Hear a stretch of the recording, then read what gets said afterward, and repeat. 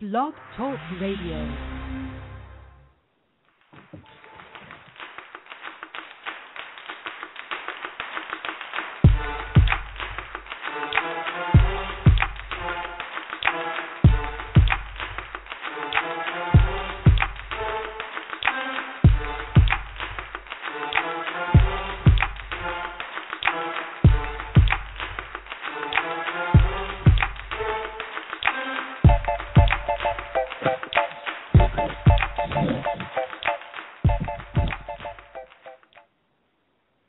There it is. Here we are, guys. BJPen.com radio. I'm here with George Matthews, as always. George, how you doing today? Not bad, Pedro. How you doing? Doing good. Tell the listeners about our guest list tonight. Who do we have on here? We're got top of the hour. We got UFC flyweight champion Demetrius Johnson, big guest right there. Rehabbing an injury. Then we also had the pleasure of talking to Martin Kampmann and Mike Pyle yesterday. We talked to them yesterday for a while. Those were great interviews, particularly the one with Mike Pyle. For anyone that's it was a really, really long, in-depth interview. A lot of history in that interview. And then we're going to round it out with Scotty Jorgensen. So we got a stacked show today. Yeah. What did you think about last weekend's UFC 158 event?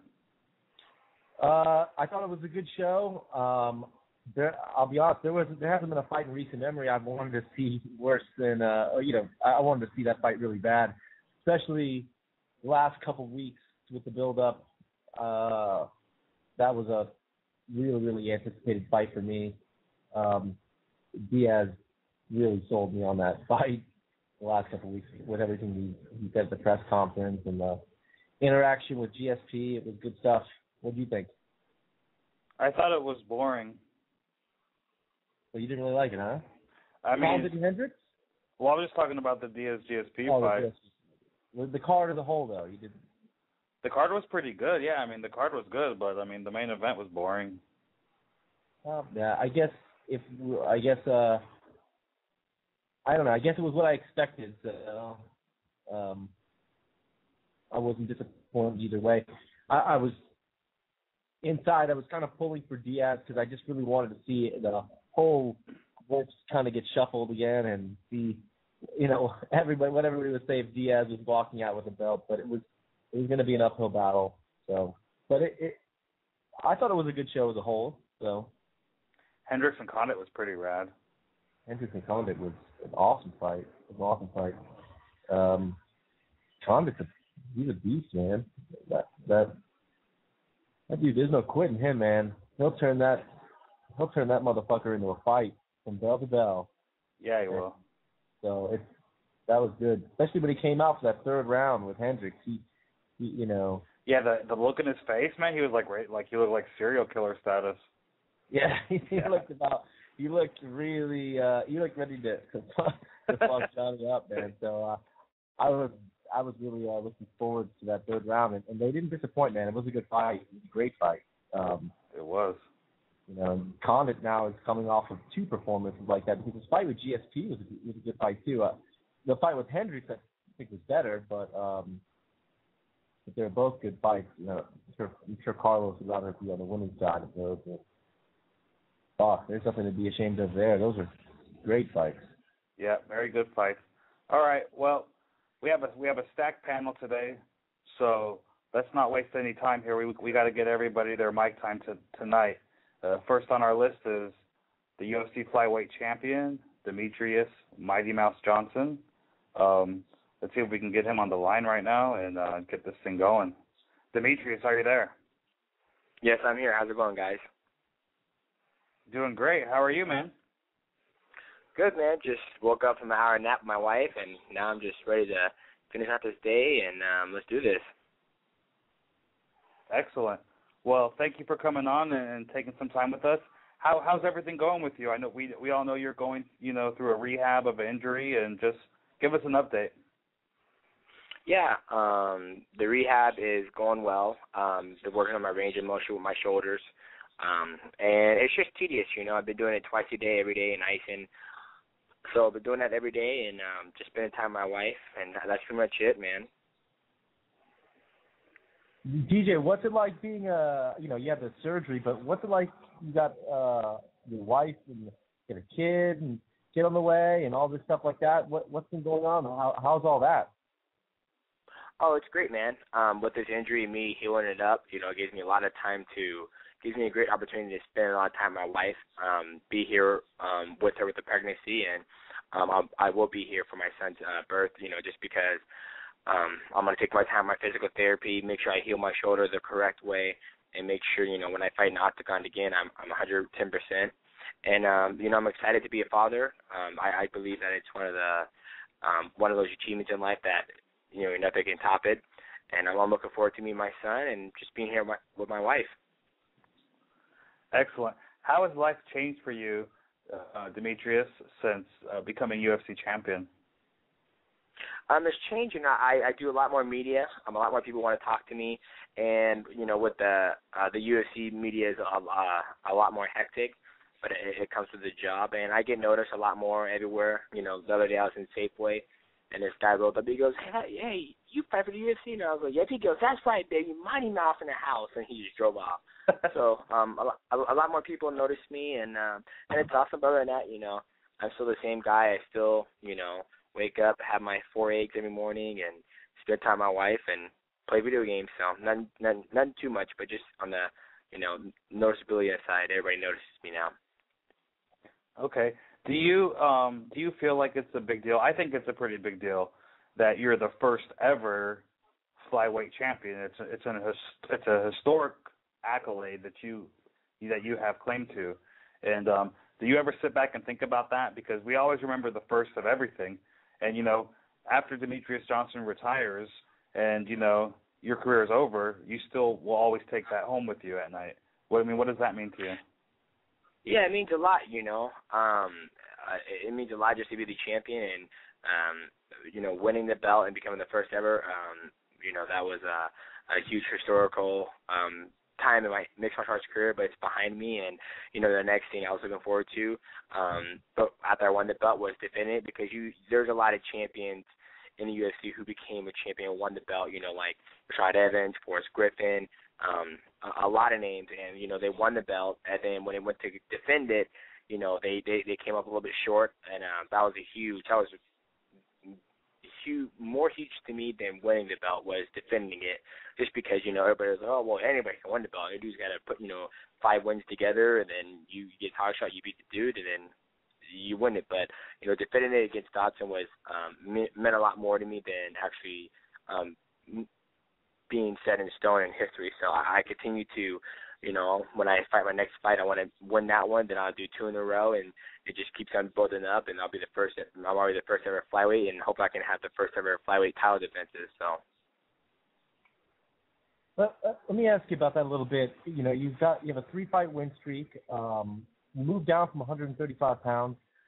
How has that change been? I know that maybe the first fight, getting acclimated, and it might have been a little bit different, but at this point, does 125 feel that different than 135? Or are you kind of at home now? How has that change been?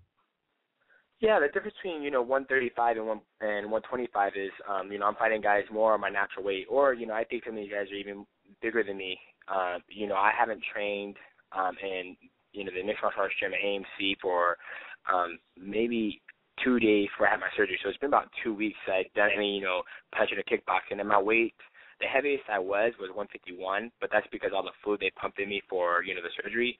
But after I came off that fluid, I weighed 143, and that's been consistent, and I haven't been working out. So I don't typically get really big. I'm just a small guy naturally. So I'm fighting guys more my size, and when I fight at 125, my diet's a lot more strict. I'm cutting weight like everybody else is in the sport. And, I'm fighting guys more my size. I think John Moraga is probably the biggest guy in our weight class. He's like 5'6", which is, that doesn't mean anything to me. I mean, that's, I used to fight, I fought Miguel Torres, he was like 5'11" or 5'9". So I'm just fighting guys more my size, and I'm having fun with it. With that said, your last fight, your fight against John Dodson, a lot of people had talked about, Dodson being so fast, But at the same time, you're also known for having highest speed around the octagon, throwing shots, moving in and out of the pocket faster than anyone.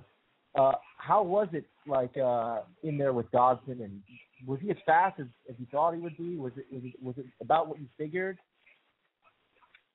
Yeah, Dodson, he's fast, but I think that most people don't understand is that Dodson's very explosive.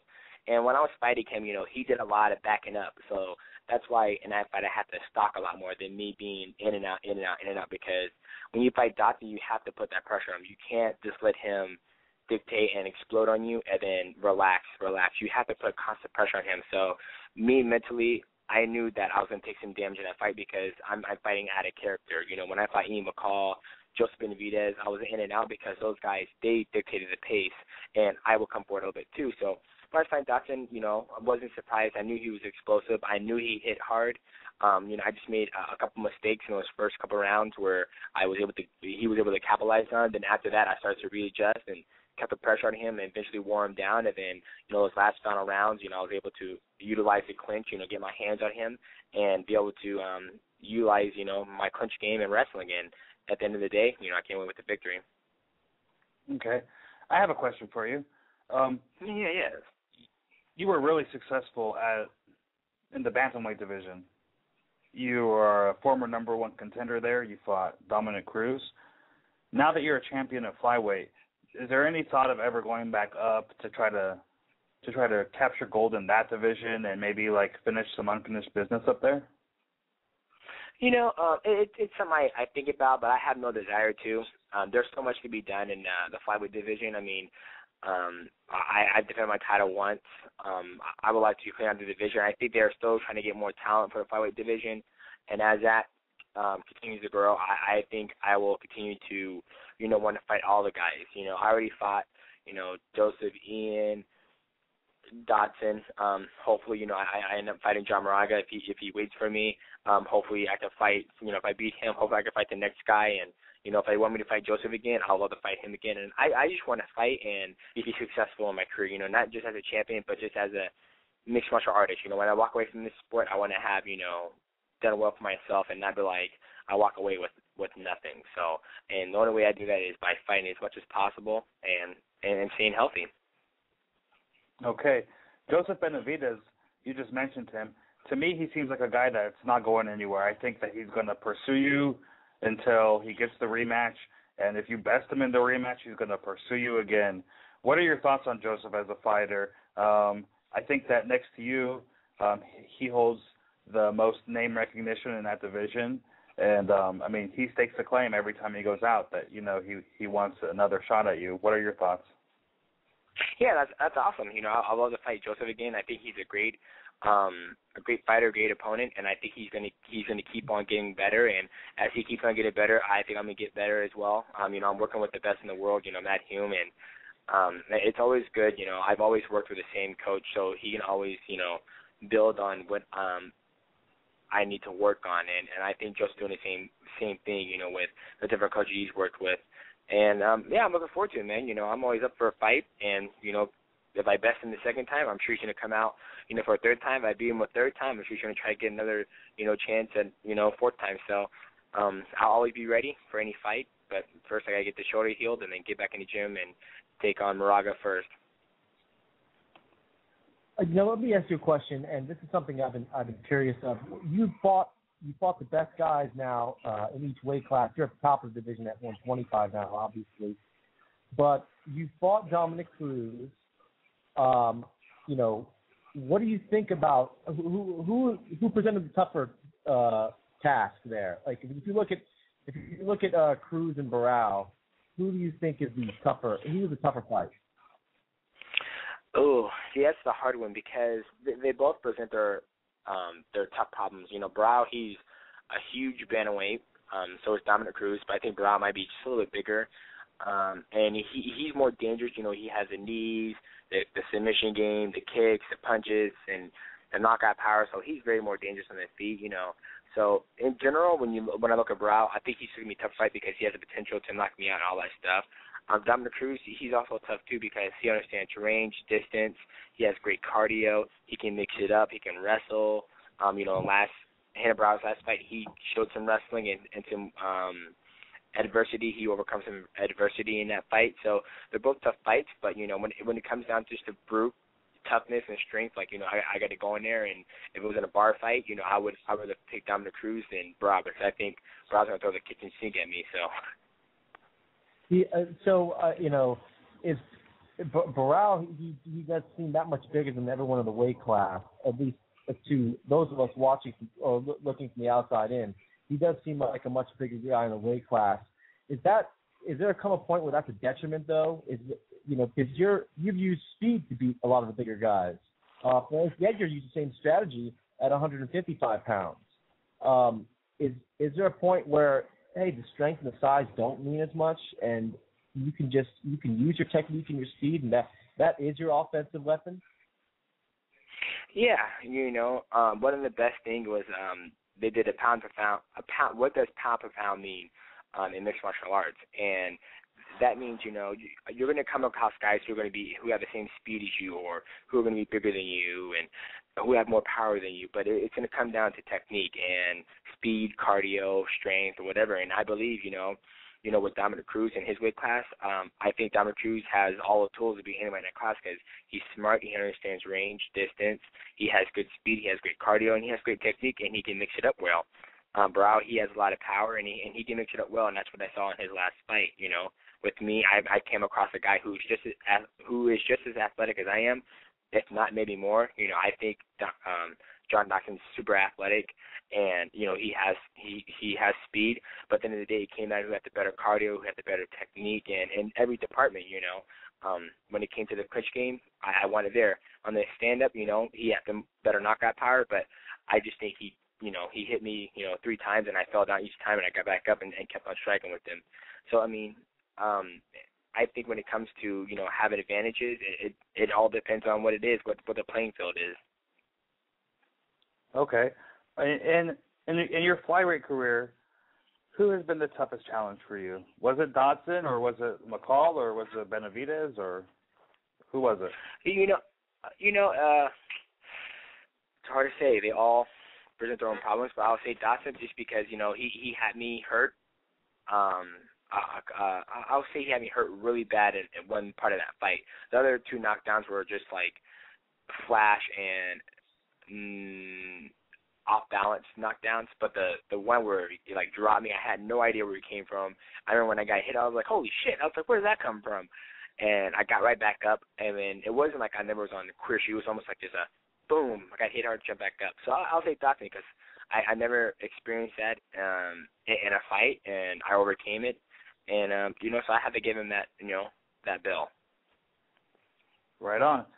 Something else that kind of fascinates me kind of about you is the Xbox sponsorship, and I know that's kind of weird and off base, but tell me about the Xbox sponsorship. Obviously, you probably play games. What is your favorite game? Oh man, right now I'm playing Gears of War Judgment, which came out yesterday. But my favorite game, I like fighting games a lot. So right now I've been playing Darkstalkers. At one point I was ranked 4th on the leaderboard. But I like all types of games. Anything that has to do with fake, fake or big monsters or you running from something. I'm a huge fan of that. Or Legend of Zelda. I mean, the list just goes on. Have you ever played Call of Duty or any of those type of games? Yeah. On Call of Duty, I never played the campaign. I always play multiplayer, just because I look at that game as a friend game where you play with your friends. Exactly. Are you able to play a lot, or is your life mostly right now rehab? I'm able to play a lot right now, and my life is mostly rehab too. So I rehab in the morning, and then I rehab at night, and then in between there I spend a lot of time with my wife, and then if we have, when she's doing her crafts or she's doing something around the house, then I'll jump on there and play some video games here and there. So do you ever get a chance to play with any of the fans, or do you have any of them hitting you up on Xbox Live? Or? Oh yeah. I've done both. I always play with my fans. Whether it be last time I played a lot of fan interaction on Xbox with Dead Space 3, but played a lot of that. And then the last time I held a tournament on Xbox 360 was on Halo Reach, I believe it was. Yeah, Halo Reach. We had a full room of just playing different game modes, and then like the winner of each match, who would win the match, I would send off, an autograph promo. But the thing that we ran into is that I was beating everybody, out of 1 out of 10 of those matches. I won like 6 of them, so only 4 fans won something. And after a while, I started feeling bad. And I was all right, I'm just going to send out the second place. And then they're like, no, we want to earn it. And I was like, all right, sounds good. So you actually had to make some concessions to give your fans some prizes because you were beating them too badly, too soundly. Well, I just felt bad just because, if I'm going to play a game, I'm going to play to my fullest ability, especially when it's like, competition, because I don't want them going out there, but I just beat Mighty Mouse. I'm not going to go out there and brag that I beat them, but, I take my gaming very seriously, and so at one point I was like, this is supposed to be fun, not like me trying to be a dick or anything, but I was like, all right, second place I'll give to you, and I didn't care. I just had a great time. I thanked all the fans for coming out and playing with me because it made for an awesome gaming experience and also chatting experience because we were all in one room just playing and talking a whole bunch of crap. That's right.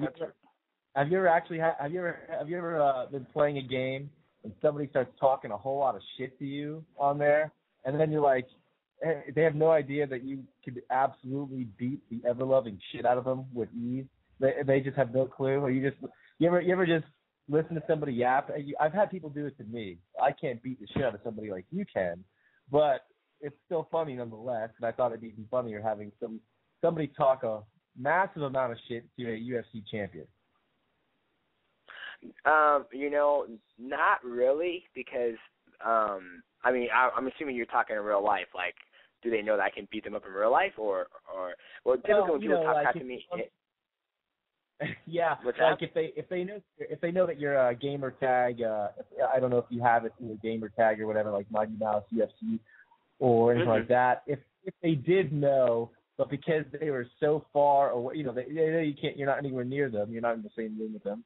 They sit there and yap and yell at you after you destroy them playing whatever game you're playing. Oh no!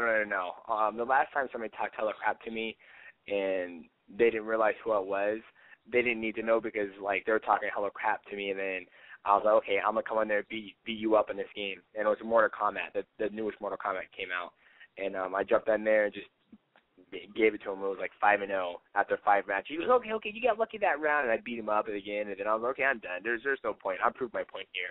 But other than that, nobody's really talked crap to me that bad. Like when they talk crap to me, I either back it up, with a fighting game. But other than that, if I lose in a fighting game, nobody really talk crap to me.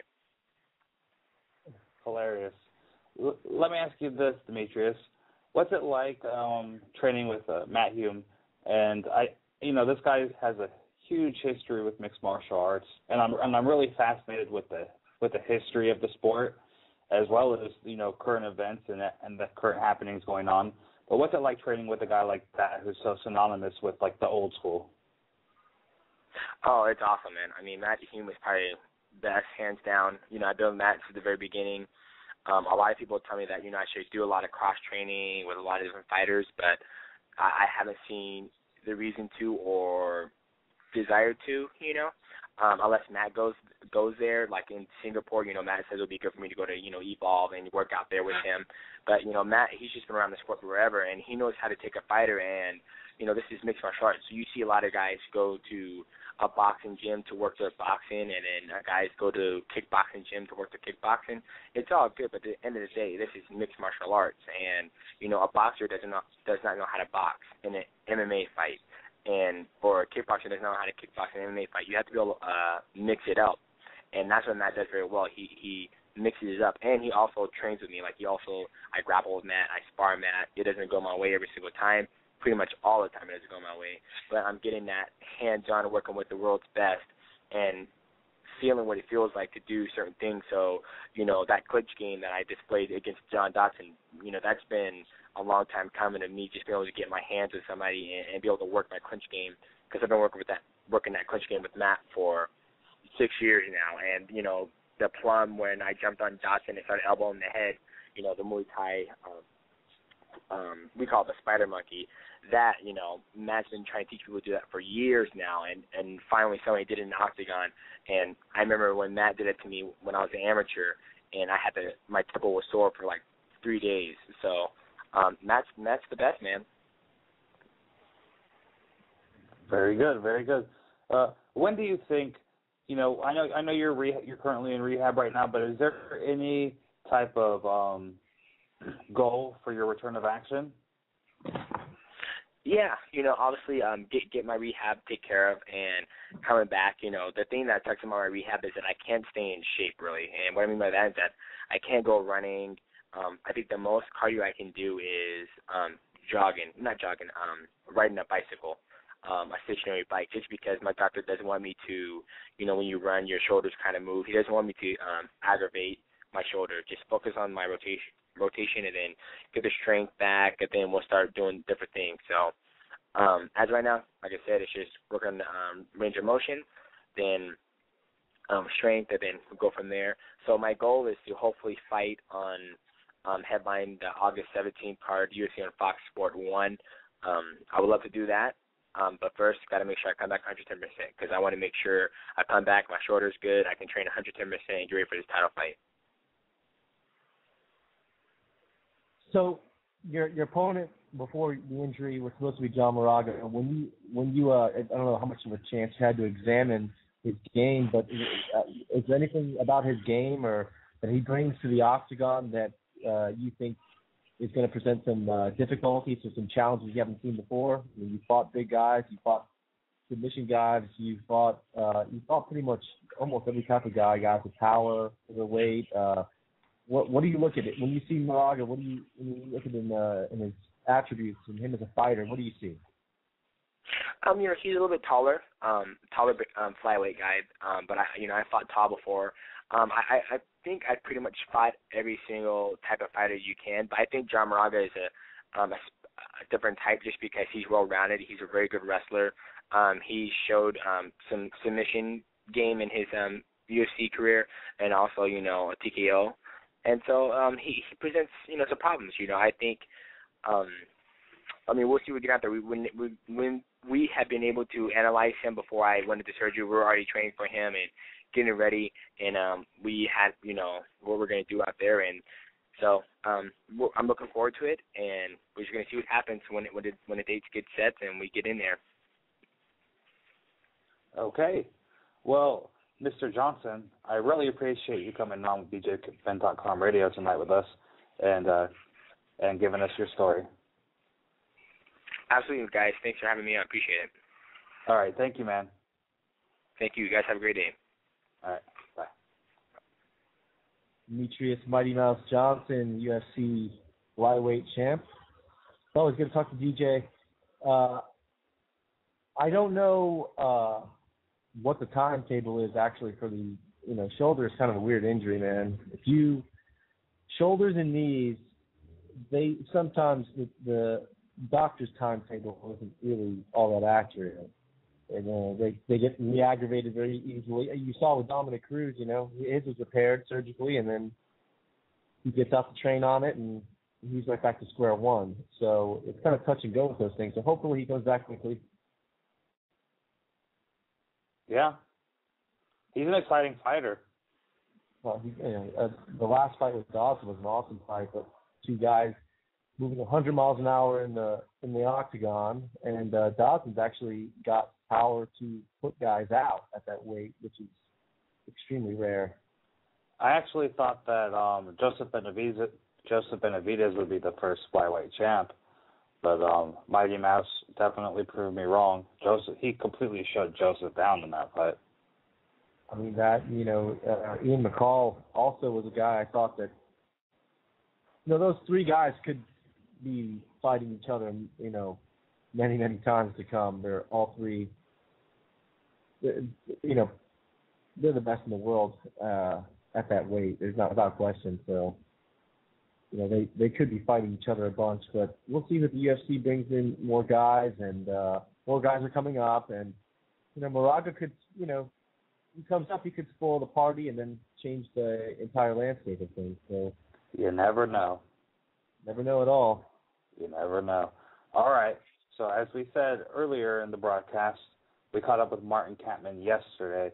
The difficulty with these Vegas guys, we try to get them on the show, is they train while we broadcast. Actually, a lot of the West Coast guys are in training in the middle of our broadcast. So in order to make it work, George and I had to hop on the phone with them yesterday to get their story and get the interview done, and we recorded it, and we're about to play it now for you guys. So, George, do you have anything you want to say about this interview before I play it for the listeners? Martin had a lot of interesting things to say about who wants to fight next, or how he saw 158. That was really interesting. He got a lot of history with these guys, and he's been right there on the cusp of the title shot for a while. I'd like to see him fight Diaz, and we talked about that a little bit. So we'll go ahead and get into it. Okay, cool. So without further ado, then, Martin Kampmann on BJPenn.com radio.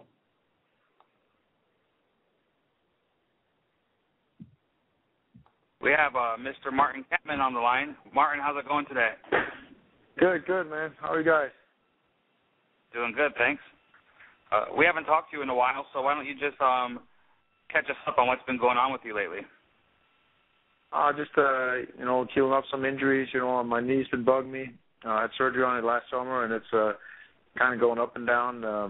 But I've had a little different kind of treatments done to it. It's starting to get better. It's still bugging me a little bit, but it's definitely starting to get better. And now it's time when I want to start to get a fight lined up, so I have something to aim for. But I've been training. I've just been working around the injuries and doing what I could do. Okay. When would you like to return to action? I mean, if you had your choice. I'd like to be fighting June or July this summer. June or July. And I know last week you came out on Twitter. You said you don't have any fights lined up. You'd like to tackle some of the bigger names on last weekend's card. Is that where you still stand? I mean, who stands out to you after 158 is now over? I mean, who would you like to face coming off that event? Well, more than anything, I'd like to fight a top 10 opponent. So guys like Diaz, Safadine, but also Garnett could be a possibility. We fought before. We had a great match, and it'd be fun to do it again. But definitely, I want to fight some of the guys in the top 10, and most likely they're going to match me up with somebody coming off a loss. So that limits it down to not that many options. But those three guys, I think, would be good fights. Okay. What did you think about the fight between GSP and Nick Diaz? Did that go the way you kind of saw it going, or were you surprised? No, it was pretty much what I expected how the fight would turn out. That's it. Right on. Go ahead. No, I thought it was interesting in round 3. When Diaz started landing some shots on him, it looked like he actually rocked GSP a little bit. That's when everybody got fired up while I was watching the fight. And, but then GSP got him down again and kind of just continued to work his game on him. All right. What I found was interesting, kind of like in the post-fight aftermath, was Caesar came out, I think it was yesterday, and said that he thought it was weird that GSP was kind of one step ahead of Nick on when they were in the grappling exchanges, kind of saw what they were working on coming, and he hinted that maybe they had like a spy or a member from the media that saw Nick training and drilling, kind of leaked it to GSP. And I'm wondering, what are your thoughts on that? Is that something that as a fighter you have to worry about when you're training? I mean, is that a reality that people spy and they leak info? Yeah, I think it happens all the time. You hear guys, he's doing this, he's doing that. But in reality, I don't think it's going to help that much. I don't think it's going to make that much of a difference. I think you prepare for a fight, and nobody comes into a fight with just one tool, one way to win the fight. Right. I'm sure Diaz has tons of options. He's a great jiu-jitsu guy, and there's so many different things you could vary his attack with. So I don't think that even if somebody saw him working on something specific and they told GSP, I don't think it should make that much of a difference, you know. Okay. And what about I don't want to talk too much about the fight, the GSP Diaz fight, but let's just get your take on this last thing. Nick Diaz said he was probably going to retire. You know, he said he doesn't want to fight these young guys coming up, that they don't interest him. You know, there was a few matchups that he named. He said maybe a rematch with Condon, or he'd love to fight a rematch with GSP. And are you surprised at that? Is he coming from like the right place, not wanting to fight some of like the newer, tougher guys in the division? Can you like relate to that, or I mean, what are your thoughts? No, man, I don't listen to much what that guy says. You know, most of the stuff that comes out of his mouth don't make sense anyway. So, I don't take any notice to that. Okay, cool. Mark, what I wanted to ask is, coming out of this last weekend's pay-per-view, a lot of people are actually talking about matching the potential matchup of you and Nick Diaz.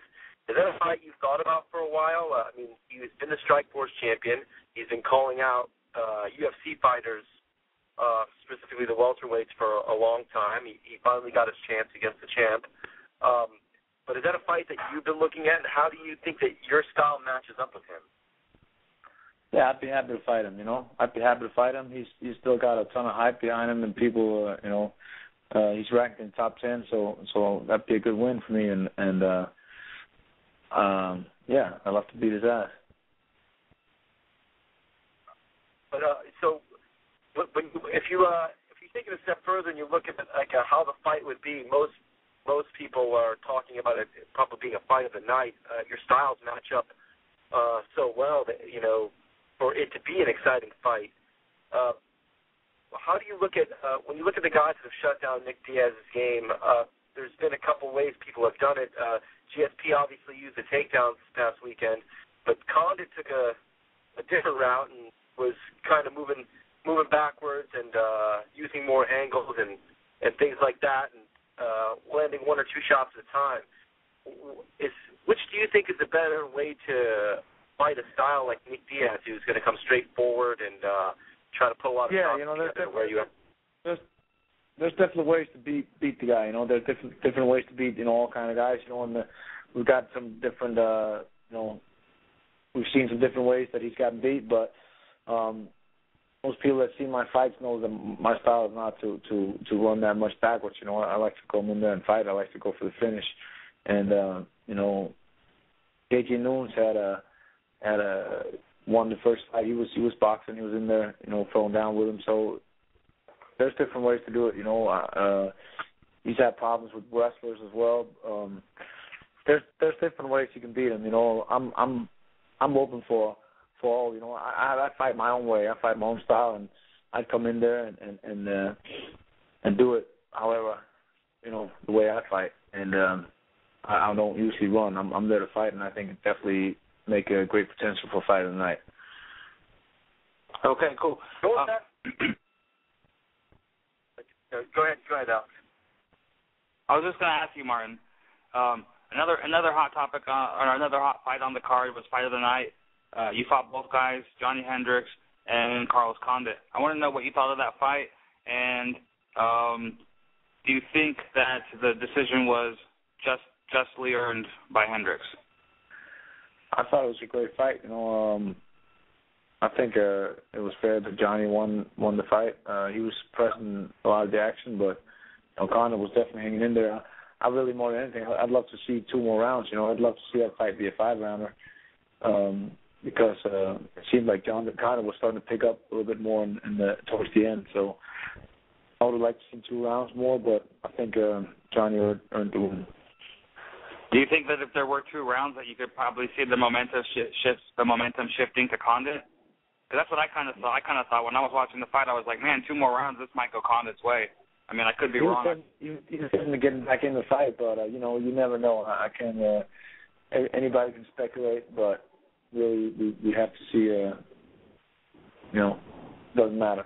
It was a 3-round fight, and that's how it is. You know, I've had 3 rounds. It's where I wish I had 2 more rounds, too, and unfortunately, sometimes you don't like get it. Yeah. Johnny Hendricks is the likely next fighter to face George St. Pierre. He's the number one contender. Do you think that's that's earned, that he deserves that shot? Yeah, I think he definitely deserves it. I mean, and we had a fight where I fucked up and got caught. So that should have been really the number one contendership fight. So he got screwed over by Diaz coming in the first place. So I definitely think he deserves the number one spot. Let's talk about your fight with Johnny real quick. I mean, that was a really quick fight. It was under a minute, first round. He stopped you. I know that has to really hurt. You're a guy who always puts on good fights. You fight the best guys in the world. You did it at middleweight, and you've done it at welterweight. And what are your thoughts, picking up the pieces, coming off of that loss? What do you do, and how do you motivate yourself to come back? Or is that motivation enough just to come back? I've been a slow starter in a lot of my fights. When I fought Jake Ellenberg, I got knocked down in the first minute, too. I mean, probably in the first 30 seconds I got knocked down, but I came back and knocked him out. But, I got to work on being a little bit more on my toes from the get-go. I get in there and I'm kind of slow to start off, and people capitalize on it, And I used to be a fast starter. I used to get in there and try to just get on the other guy's neck like a dog, But somewhere along the line, I got a little slow, but it's something I'm going to pick up in training. And when you start slow like that, that's a risk. You get clipped with a hard shot, especially like a guy like Johnny that hits hard. But I feel I can beat him, and I feel I would love that fight to go longer. But unfortunately, it finished before I even got started. So it's just a fuck up on my part, but I'll come back stronger. I'll learn from a mistake. Right. Is it hard? Like, let's say, I haven't talked to you since after the fight, really. So that first, 30 minutes after the fight, what goes through your mind when you lose in that fashion? Just disappointed more than anything. Disappointed and disappointed in yourself and your own performance, because I could have done a lot better. And I've trained with Johnny in the past, and I feel comfortable coming in there to fight him. But sometimes, you fuck up and things don't go your way. Mm-hmm. Is it something that, everybody says they get better from the loss, they learn from the loss, and obviously you have to keep a positive mindset. But was it really hard? Is it really hard in that circumstance to get over it? Like, does it take like a week, or not to be like a downer? I'm just curious to know what your thoughts are. Yeah, you are kind of fucking rubbing it in now, huh? Sorry, man.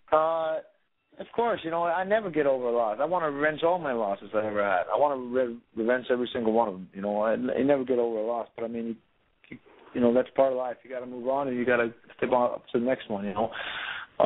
But it sucks. But that's how it is. You can't change the past. You got to look forward, and the best thing you can do is learn from the mistakes and correct those mistakes and come back stronger. All right, on. Okay. Has the UFC made any contact with you in the recent days or weeks to try to feel you out for potential opponents? I just had a really short conversation with email with Joe Silva, and I just told him I'd like to fight this summer, and he's hopefully working on it. So, but they haven't come back with any potential dates or potential opponents yet. So we'll see what he comes up with, and we'll take it from there. But hopefully, I know they're booking the fight card so far out. That's why I contacted them in the first place, because even though I got minor stuff bugging me, you got to get on them and tell them you want to fight, because they booked the fight cards already in July. They're starting to fill up all the fight cards. So if you want to get in, you're gonna have to let them know, and I'd love to get a fight in. I don't want to wait too long, because I'm back. I'm training hard, and even though minor stuff is bugging me, I'm still in the gym, and I'm still in there sparring and wrestling and doing whatever. So I'm ready. I want to get a fight in. Martin, what are your thoughts on a lot of the guys from Strikeforce and other organizations coming over to the UFC?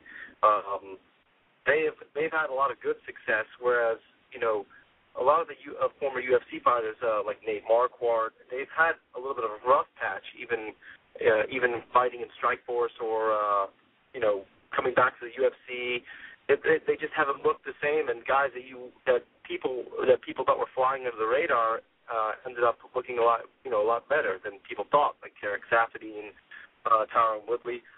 Are you surprised that the Strikeforce fighters and a lot of the other 170-pounders outside of the UFC are doing so well inside the octagon? Well, I think, Marquardt, he became the champion, so even though he had 2 losses now, he still had it. He had a good fight. He beat up Woodley in a great fight.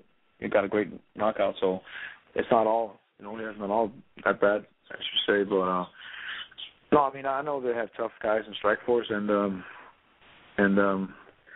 I think, the top guys in Strikeforce are definitely good, but they also, we'll see how the rest of the people do, but they've done really good so far.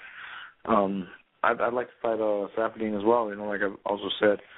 I already welcomed the WEC champion over, and I welcomed the Strikeforce middleweight champion over, in Jake Shields and Carlos Condit. So I was their first fights in the UFC, and I thought I won both of them, but the judges didn't give me the decision against Shields. But I'd love to welcome one more. Do you feel like a lot of the champions from the other rival organization, big organization now, is Bellator, and a lot of their champions now, they call themselves the number one guys in the world. They feel like they are. That a lot of them have earned that praise by beating certain guys. Ben Askren went on the record this weekend saying that he's 100% sure he could beat George St. Pierre. Do you think that is this just hype, or do you really think that a lot of these guys could come in here and be top 5 guys just like that? I'm sure they could do all right. I don't think they would. I don't think they would come in and tear things apart. But I'm sure they could do all right. I mean, I trained with Michael Chandler, who's the lightweight champion, and I love training with that guy. He's a great guy. He's a phenomenal athlete, and he's a great champion. And I know it for a fact because I've trained with him, so I'm sure he would do great in UFC. But I don't know about the other guys. I think overall the skill level in UFC is a lot higher than it is anywhere else. Switching gears, you've been training at Extreme Couture for a while. That camp has gone through a lot of changes in recent times. A lot of guys have come and gone. They're all still family and welcome there, from what I understand. But what's the atmosphere like? How have things changed since you first became full-time at Extreme Couture to the present time? We just have a lot more guys that's been going different gyms. I mean, I go to different gyms as well. But I mean, Extreme Couture is still my home where I train, but I go other gyms as well. Just a lot of guys been coming and going, and there's been some changes, and it's a long story. But unfortunately, we don't have that many of the best guys to train with anymore. So some guys been going out to get some of the sparring in other gyms. But we still got a ton of great guys to work with in Vegas. They just spread out a little bit more than they used to be. Have you ever thought about making a full-time switch so that you could always get good sparring and good training in? It's 24. It's always going to be there when you walk through the doors. Oh, I still get good training in at Couture. I just have to make sure that I just make sure that there's guys to work with when I come in. So we still have great guys to work with there, but for a minute, people wasn't showing up consistently for the pro team practices. So when I go there, I just make sure that I have some good guys to work with, and I still get good guys to come in and we work. And I go other gyms in town as well. I go to Drysdale, I go to Syndicate, and I get good training in there as well. But Extreme Couture is where was kind of where I started out before I was in the U.S. Actually, we started out in different gyms, kind of around town. But when Randy opened up Extreme and everybody moved to there, and we had a great team there. But everybody's kind of been shattered a little bit around the place. But we'll see what happens. I still get good training in there. But for some training, I have to go elsewhere depending on the day and the situation. Martin, what's changed over there? What or not what's changed? You just explained what's changed, but what do you think caused the change? Is it that since Randy's retirement and he's taken kind of a step back from the whole scene, we don't see him cornering that many guys anymore? And I definitely think, when he stopped fighting and he started pursuing other interests, like doing movies and stuff like that, he didn't come into the gym as much as he used to, where he used to, be in the gym a lot, and that had he had a great effect. I love having Randy run practice, and he's just an inspiration to have in the gym. And I think maybe that he wasn't there so much has something to do with it, but also just other things. Some guys moved out of town because of girlfriends or whatever, and some other guys moved because other stuff. And there's just a lot of different things, and people moving away, and not necessarily anything wrong with the gym, but you just had a bad spot where some guys weren't showing up for a little bit because of vacation and whatever, and then all of a sudden guys start showing up at the other gym, and then when the guys are there, then that's where people are going to show up, and it's just the way it is. People have been kind of going everywhere in Vegas because there's so many great gyms to go to, so. We'll see what happens. Okay. When the UFC was here in Anaheim just a couple weeks ago, I was hanging out with a Las Vegas resident, Dan Hardy. He was in town for I think it was Zions, and he told me, because he used to train out here. He trained in L.A. Where I live at a place called Punch Kick Grapple, and he trained there for a long time, and then he moved off. And he said that the training is just way more professional in Las Vegas. And he said it doesn't really matter what gym you go to, the training is just very regimented, it's more professional, and that it's nothing in comparison to the Southern California scene. And I'm wondering, in your experiences, do you kind of feel the same way? Is that why you're landlocked in Vegas, and that's why you call it home? I mean, I actually, I haven't trained that many other places in the States besides here in Vegas, so I'd actually love to go to Southern California and train a little bit. I like California. But I love to train here in Vegas. There's so many great gyms to choose from, and there's so many great guys that has Vegas as their base. So you can always get good sparring partners and good training partners, whether you're looking for a good grappler, a good wrestler, or a good striker. You have world-class athletes and some of the best MMA fighters here living as well. But I'm sure they got good training other places in the world as well. Or in the States. I've trained a lot in Europe, but here in the States, most of my training has been done in Vegas. But actually, I'd like to go out and get some more training and check out the other gyms just for fun of it. I used to do that a lot when I was living in Denmark. I had to go up to Sweden a lot, and to Norway to train, just to come out, train for a week and get some inspiration and get a new look on things, But I love being in Vegas, and for training, that's what got me here is the training. It gets too much with the heat in the summer, but that's when I try to go to Denmark, because that's the best time being in Denmark. But that's what got me here in the first place: training and the training partners. So we definitely have some world class training.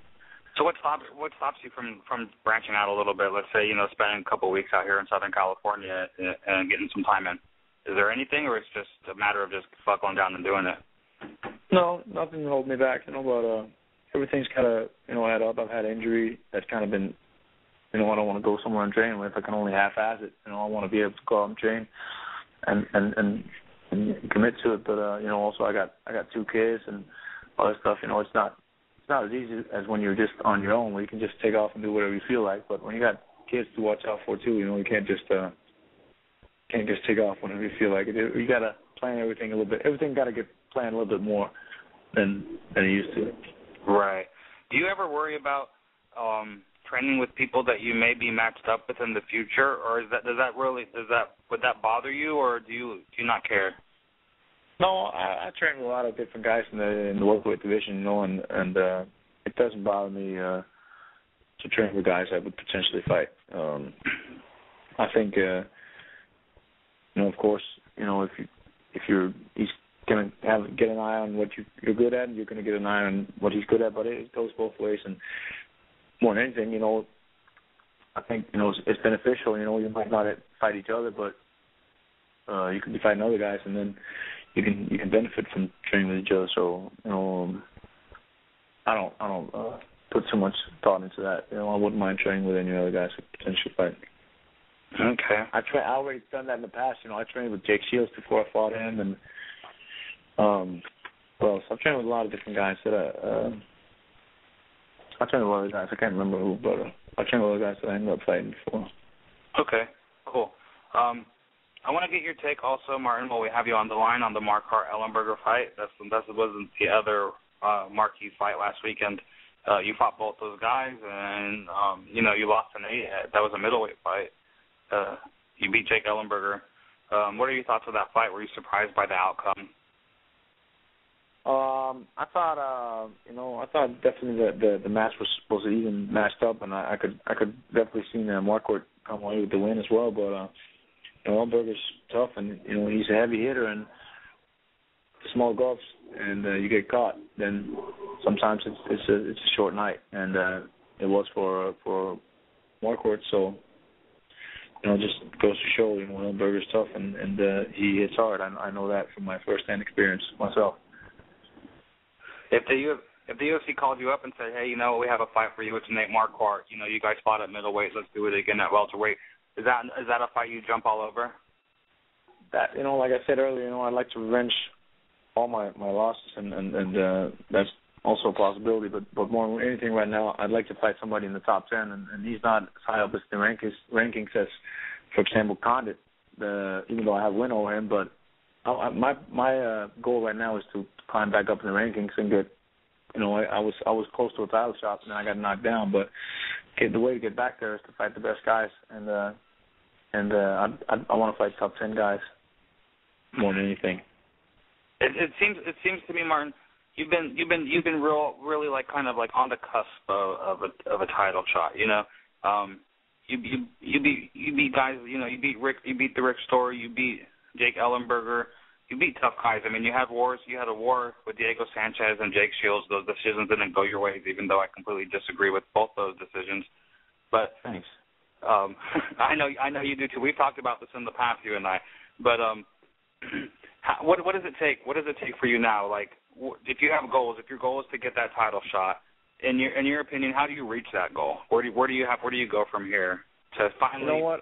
Every time I start getting close and about to get a title shot is when I seem to fuck up and lose the next fight. So I'll just my goal is to beat everybody they put in front of me. But of course, I want to climb the rankings, and then I want to fight the best guys there is. More than anything, I want to fight the champion, but that's not how it works. I have to beat some top guys, get the number one contendership to get the champ. But if I can't get the champion, I'd like to get the next best guy. If I can't get him, I'd like to get the next best guy. I want to fight the best guys I can get, and I want to beat him, and that's what I'm going to do. So match me up with anybody in the top 10, and I'll beat them up and show them that I belong in the top.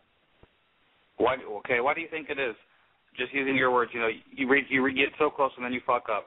So is that a mental thing, or is that just like the luck of the freaking draw? Is that just the way it seems to be going?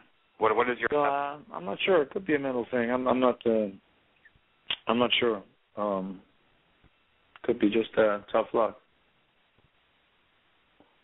Okay. All right, Martin. I think that you've been more than gracious with your time today. George, do you have any more questions for Martin before we let him off? I just wanted to get a quick thought on his teammate's fight. We're going to be talking to Mike Pyle shortly. His teammate is fighting Gunnar Nelson. Gunnar Nelson is a highly regarded submission grappler and jiu-jitsu guy, and also causing a little bit of a buzz in the welterweight division. What do you think about that fight? Is that a fight that does Gunnar Nelson pose any sort of problems that Mike Pyle hasn't seen before? I think Mike's gonna whoop Gunnar Nelson's ass. To be honest with you, I think Mike's too experienced. He's got so many fights and he's only getting better. He's starting to get his head together and go in there and kick ass. He's knocked out the last 3 guys he's fought. So, and I think he's going to knock out Gunnar as well. I just trained with Mike yesterday, and he's aiming up his training and getting ready to go in and prepare for Gunnar. And we were in there yesterday working a little bit, and just having fun training, and he's looking good. I think he's going to kick Gunnar's ass. All right. Well, thanks, Martin. I appreciate your time. For sure. Anytime, guys. There it was. Mr. Martin Kampmann. So good talk to Martin. I'd like to see him. I'd like to see him fight Nick Diaz. That's actually a really interesting fight.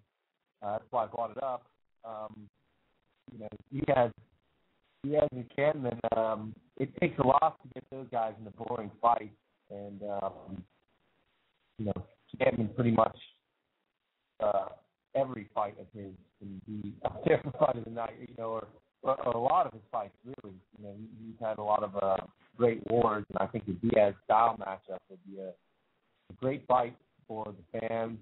I don't know how much sense it makes for the fight to happen now.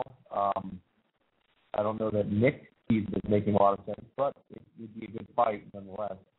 Yeah, well, here's the thing.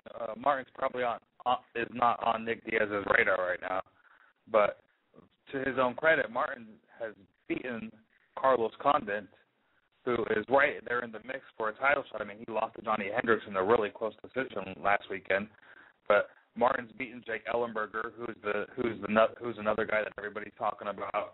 I mean, this guy holds credit over some, very notable opponents, and I'd like to see him break through whatever barrier he needs to break through and try to get a contender fight. Yeah, and really, before the Hendricks fight, you could arguably say that he hadn't really lost because, Diego Sanchez, did he lose that fight? That's debatable. I don't think that he lost those 2 decision fights. I think that he won them, and in my eyes, I felt like he won them. Pretty sure he felt like he won them too, but I know that I felt like he won them. And if you kind of look at that, you can take that into perspective and look at the string of wins all the way up until Hendricks with them. I mean, it's a pretty good resume. He's legit, dude. He's legit for sure. So we'll see who he comes back with. There's a lot of guys that can fight now. So. Yeah. Okay. Yeah, we'll see. Who do we have next? Mike Pyle, and this is a great interview. I won't even say how long we went, because really you can get stuck into his story. He really opens up a lot of things that I didn't know. Problems with trainers and things like that, and we get into the history. Like you were saying before, you like the history of mixed martial arts and no holds barred fighting. And Mike Pyle, he fought Quentin Jackson for fuck's sake. That's how many welterweights can say they fought Quentin Jackson? That's. Yep. So this is another one, guys. Another Vegas guy. He's one of Martin Kampmann's training partners. We had to get him on the phone yesterday, but it's a really good interview. We have Scotty Jorgensen on at 6:30 Pacific time, so we're not going to be able to run the full Mike Pyle interview. We do have it recorded, so we're going to put it up on bjpim.com as soon as the show's done airing. It's definitely worth a listen if you're an MMA fan. Like George said, he really opens up. It's a really fascinating story, and my only regret is we didn't have him on for like a full 2 hours to just get it all on tape. So here it is, Mike Pyle.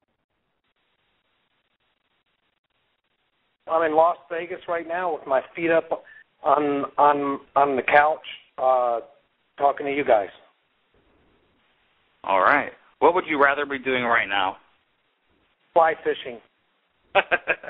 Awesome. All right.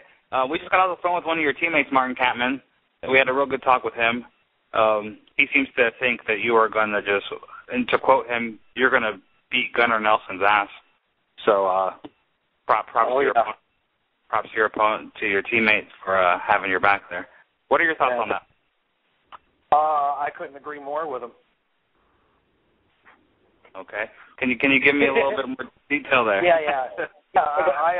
He's going to be a little difficult. He's got a somewhat of a Machida style stance, but he's by no means as accurate or as deadly as a Machida, karate fighter. He got a lot of holes in his game. I think he's predominantly a lot better on the ground than he is, anywhere else in the fight as far as wrestling and as far as striking. I believe I got him in those departments hands down. From what I hear, and this is just what I hear, he's pretty badass at grappling. Earned his black belt in 4 years, and so we'll see just how his grappling is. I feel that if I don't feel like I want to, play that game with him, I have the options to control that. So, he's on a win streak. I've fought plenty of guys that's on a 10, 14, 11, win streak, and I'm their first loss on the record. So I plan on being Gunnar Nelson's first loss, and I don't even know I plan on finishing him. To be honest with you. So let me ask you this, Mike. When people look at this fight, they look at the attributes of Gunnar Nelson. They allude to exactly what you just said. His grappling. He has had good success at the Pan Ams in Brazilian Jiu-Jitsu. He's done fairly well at ADCC. But you've also fought a lot of high-level ground guys. Guys like Jake Shields, Ricardo Almeida. Does he really, when you look at a guy that's pretty much predominantly a jiu-jitsu guy, or that's where his strength is, does a guy like this is he gonna pose any problems that you really haven't seen? You've had 34 professional fights at this point against top guys in the UFC and other organizations. Does his grappling, is there a different side that, is he gonna show something that you probably haven't seen before? Well, I can't honestly answer that question until, maybe a post-fight interview with you. But to tell you the truth, from what I've seen, there was nothing, crazy that he did when he fought DeMarcus Johnson. He just took his back and he choked him, and that's not, no disrespect to DeMarcus Johnson, but, he's not that good. So he took his back and choked him. What's he do? It wasn't a crazy move. He didn't do something, that was, oh my God, did you see that? Or, there was nothing, Damon Maya-esque, if you know what I'm saying, slick like that. He, I'm sure, without a doubt, a guy that's decorated that well in the grappling world is going to pose a threat. But like I say, the only way he's going to pose that threat is to get me on the ground, and I'm going to predict the pace in that fight. And if I don't want the fight to go to the ground, it ain't going to. I'll guarantee you that. I don't think that his experience is up to par with mine when it comes to MMA. We're not at Abu Dhabi. We're not at the Pan Ams. We don't have our gis on. I'm going to punch him right in his mouth, and I'm going to make him quit.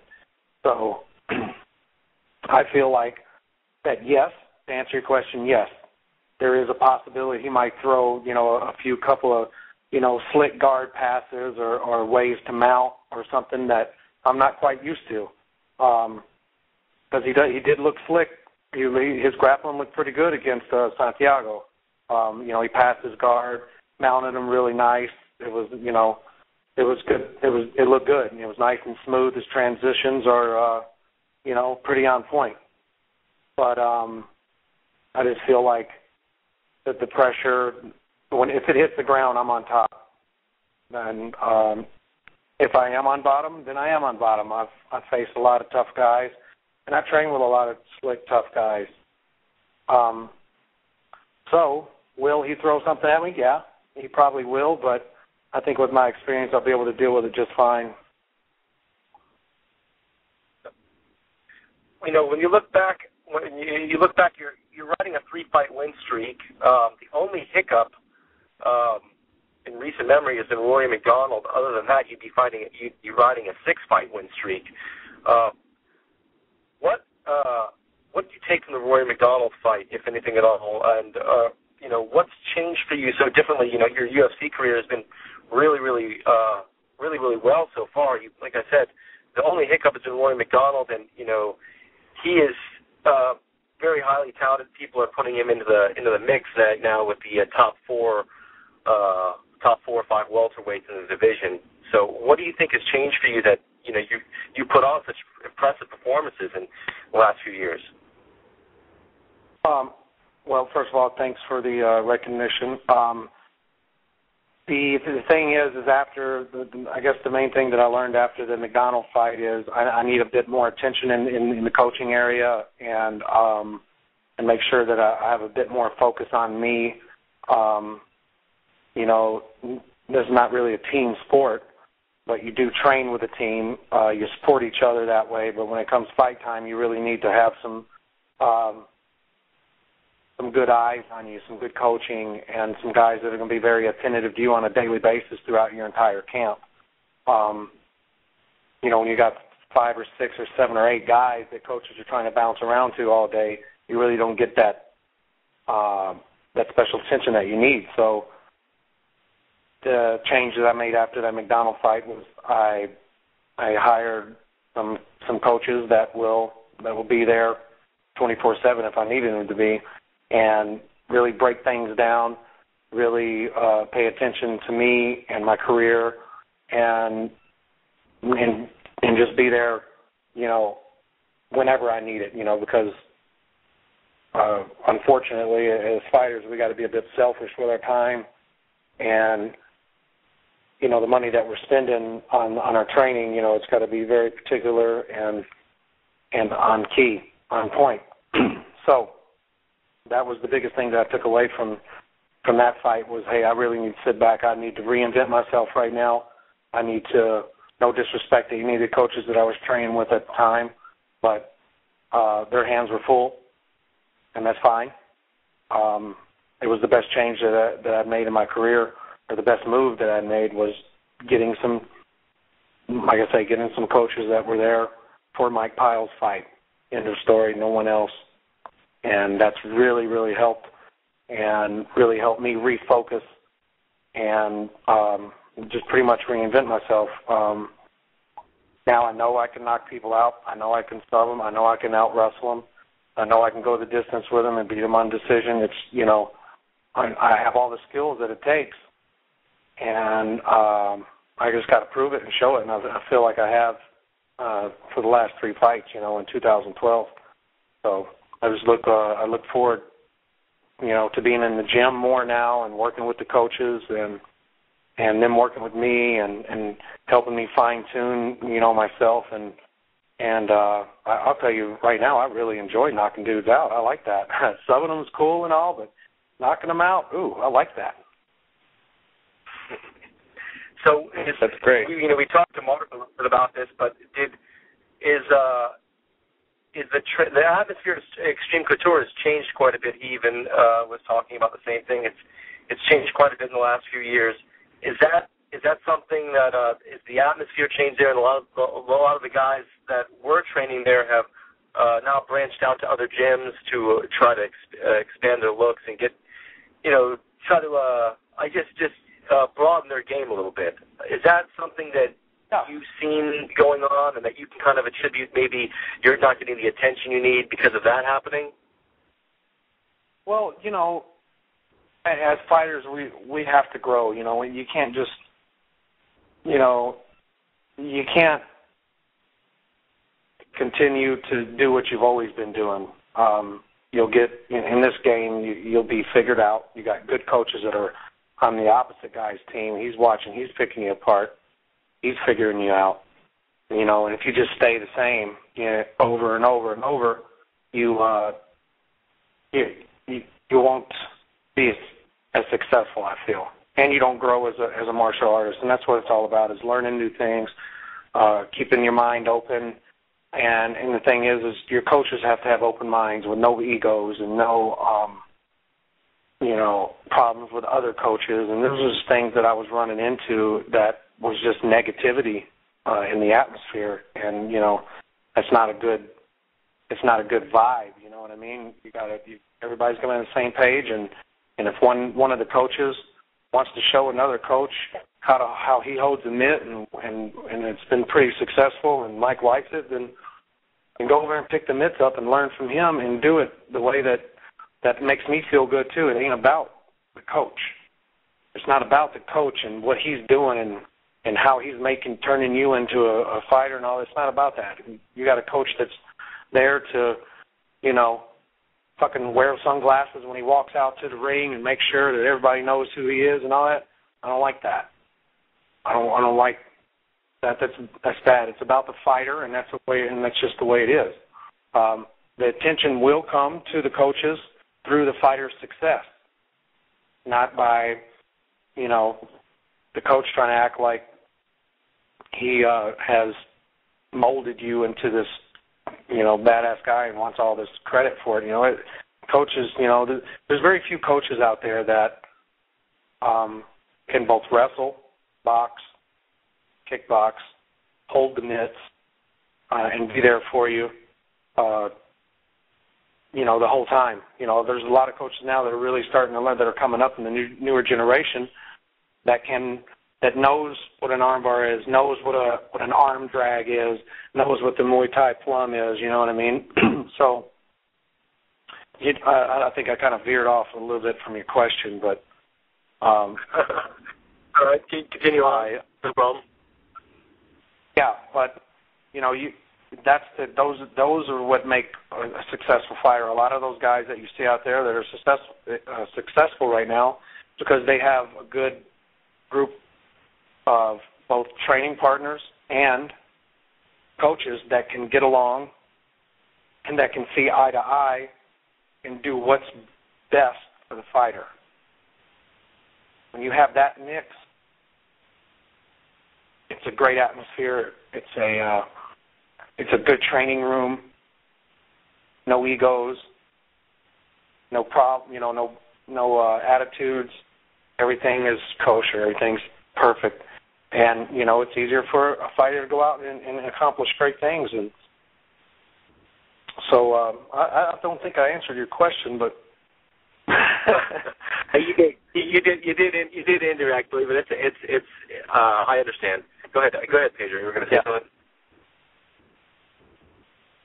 Oh, I was just going to ask you, Mike, when did you make these changes? Did you make them immediately following the Rory McDonald loss, or is that something that's been pretty recent? If you said it, I apologize. I made the decision inside of the locker room before I walked out there that night to fight Roy. There was just some things I was feeling that I just didn't like at the time at that time. I'm not going to go into details. Basically, there was just a feeling of the attention that I was looking for and needed. It just wasn't there. It reflected in the fight. It was a little screwed up for me that night. So my wife and I have a home in Northern California, along with a friend of mine that's on a river, and I'm a big fly fisherman. So I was like, you know what, I'm going to take off. Told the wifey, I'm going to take off for a couple of weeks and go up there, and I'm just going to reflect a bit. Something's got to change. I'm getting older. I need to make a decision. Not a decision, rather, am I going to keep fighting or whatever, just make a decision on what I want to do to make myself relevant in this sport. I've been in it way too long. I've fought a lot of great fighters throughout my time, and, still to this day I hardly get any recognition about it. That's fine. I'm not looking to try to be a superstar. You know, you got to win, and you know. So I get it. I've lost some big fights. But so I went up there, and I you know, on a day-to-day basis, I was just starting to think, you know, standing out in the middle of the river, just fishing and relaxing. I'm thinking, you know, maybe I can contact this guy, and let me contact this guy, and let's see if, you know, see how these coaches pair up, and you know, and it's very shortly after, I mean, directly after that fight, I took off up there, you know, to get away. Probably a week, maybe not even 2. I was up there, and but that night of the fight in the locker room, getting ready for it, and I would say within a month from that point on, and a month after that, I was, you know, weighing out a lot of my decisions. Come back home, made some calls. All the coaches that I approached was like, hell yeah, man, yeah, let's do this, you know. I was like, hey, I want to make a change. As you see my last fight, I look like a dipshit. Let's. I'm ready to do something. I'd love to have you as a coach. You know, what do you think? And they were for it, and that was it. You know, the rest is history. You know, I've been knocking guys out ever since. It's a great fit. All the guys I'm working with are a great fit. They work well with one another, and that, you know, and that's key. You know, these coaches have to get along, and these coaches need to be, you know, seeing eye to eye. Amazing. Where do you guys culminate? Like, you brought these new coaches in. Where do you spend the most of your time training now? Is it Select Extreme Couture that you just bring your coaches in, or is there like an entirely new like facility you go to? Yeah, I'm no longer a member or part of the team of Extreme Couture. I've left there. I now train at Syndicate here in Las Vegas. Good close friend of mine, John Wood. That's his gym. We've been friends for 8 years, whatever. His gym's kind of always been the same group of guys, but the names changed. It's been Zions, Warrior, Throwdown, and now Syndicate. So that's his own brand right now. Syndicate is his own brand. He's you know, reached out beyond, you know, some of the other names that he was with, and now it's Syndicate. And it's a great gym. It's a great atmosphere. There's tons of talent in the gym now. It's really getting a lot of recognition. It's really starting to come together and forming a great, strong team, a great, strong team of coaches, and a great, strong team of fighters as well. Okay. Well, it definitely shows in your previous outings you had an undefeated year last year, so congratulations on that. One of the reasons why we wanted you on today was there was a big welterweight card last weekend. I want to know what your thoughts on UFC 158 was. Who stood out to you most on that card, and just your overall thoughts, pretty much. I guess I'd say who stood out most of all would have been Ellenberger. Came in and did what he does best, and that's come in and be the juggernaut and just try to knock somebody's damn head off. You know, Nate made a split-second wrong decision. It was to keep his back on the fence and give Jake a split second to throw something big where he couldn't really move out of the way, and he paid for it. That fight, you know, stood out the most. I thought that'd be a bit more technical back and forth battle, but hey, when Jake lands a big one on you, there ain't much you can do about it with a 4-ounce glove on. The Hendricks fight and Condit fight was a good fight, good back and forth battle. It was, you know, I figured that he would out-wrestle him. And, you know, he's a good wrestler, Johnny. Figured that he'd out-wrestle him, but I thought Condit did a great job. He was just missing with some good shots. Johnny landed some good shots on him. You know, it was pretty solid. And he took him and shrugged him off. I don't even think he got cut, did he? He didn't even get cut from any of those shots. No, he didn't. Yeah, he's tough, man. I'll tell you what, Condit's, you know, he's just as much as a veteran of the game as I am, but he's only 28, you know. He's been in there with some with some really good guys and has put on great performances. I kind of figured that he would get out-wrestled but not out-fought, you know. If you ask me, I think he fought, you know, harder than Johnny, but Johnny just out-wrestled him and got that octagon control and won it the way he did, but not for the lack of trying to knock Condit out, but he was giving it all. He was giving it all he could. But that was a great fight. I was very entertained with that fight. That was a really good fight. And then the Diaz fight and GSP went exactly the way that I figured it would, to the T. You know, GSP not trying to finish him ever and just taking him down and defending and pounding on him a little bit here and there and do some tricky punches, do some tricky kicks here and there, and then shoot, take him down, and then repeat. So that's how the fight went right there. I didn't see one time that GSP do anything to finish at all. But that's just me. And probably some other folks. But, you know, he got the job done. He did exactly what he needed to do to win. He did it. And, you know, congratulations to him. He's a great champion.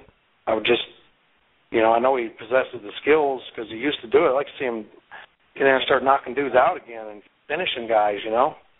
Right. And Diaz, of course, you know, same old Diaz, man. You gotta love him, man. He's durable.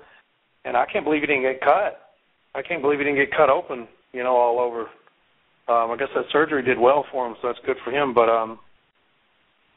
he got pieced up. You know, George was quick.